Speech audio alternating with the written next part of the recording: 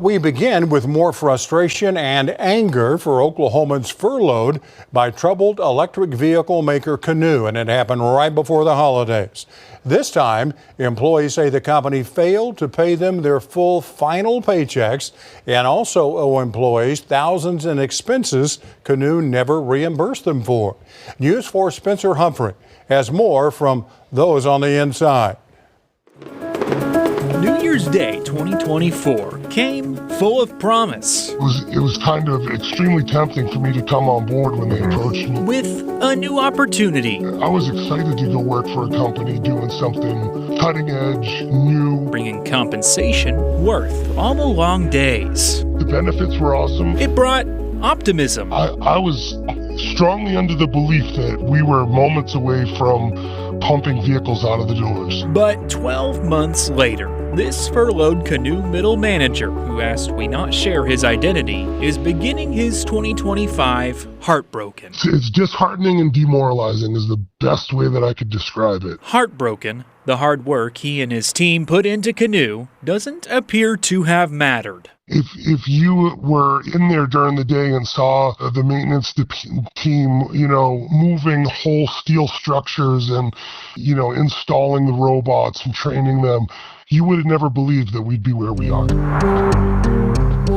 There is this Oklahoma City warehouse Canoo rented out to serve as its main factory. It was inside that building where he learned on December 18th he and everyone else would be furloughed indefinitely. They called everybody down into waves and had everybody sit in the conference room. Leadership didn't even have the audacity to drive 3 hours from Texas and meet us in person. Canoo's chief administrative officer followed up 2 days later with this email telling employees the furlough was effective December 23rd, that they'd remain a Canoo employee and their benefits would stay active through the end of 2024. It also noted for security reasons they'd all lose access to their employee accounts by close of business that day. That posed a problem. No one can get any access to any of their old pay stubs or any of their information or their banking or to change an address for their W-2s. But not to worry. The chief administrative officer ended that email telling furloughed employees if they had any problems or questions, they could email HR and get help about that. And there's nobody on the other line answering us on our HR emails.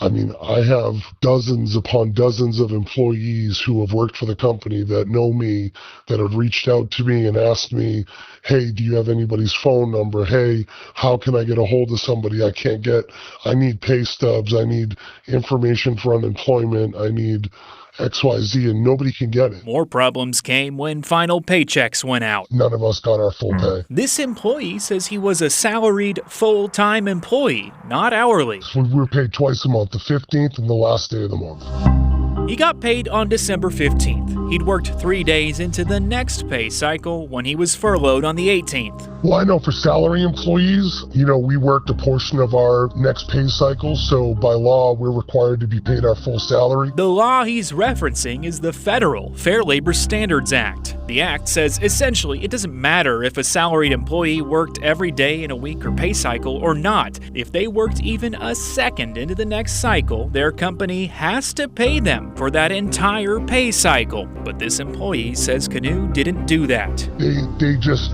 kind of prorated it, so instead of say a $4,000 check, people got a $500 check or a $600 check. Under the Fair Labor Standard Act, that's illegal. And that's not all he says Canoo still owes. I'm personally owed some money for expense reports. I was paying for things to keep things afloat. He's not alone in that department. I know that there's a couple of directors that have left the company that have thousands owed to them on expense reports that haven't been paid out to them. A former employee we talked to says his job required a lot of driving. I was having to drive to Pryor twice a week, every week, in my personal vehicle, and I was supposed to be reimbursed for that. But several months after leaving Canoo, he's still waiting. They had not paid me that, and it's close to $5,000. With all their emails to HR going unanswered, these employees aren't sure where to turn. So at least pay us what you owe us.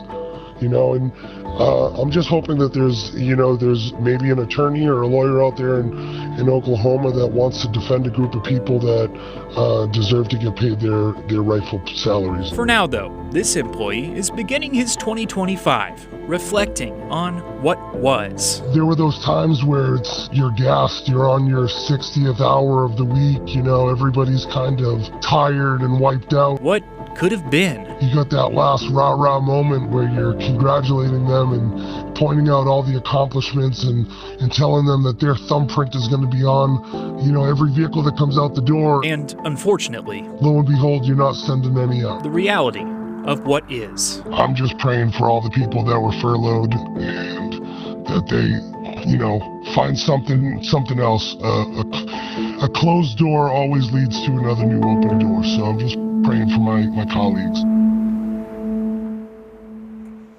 And new this week, we've also learned Canoo is now auctioning off some of its equipment from its Torrance, California facility. Right now, it does not appear any equipment from its Oklahoma facilities is being sold. And about those Oklahoma facilities, a former employee tells me there are some interesting financial connections between the company Canoo was renting its OKC factory from and high-level Canoo employees, including Canoo's CEO. I'll have a full report on all that soon.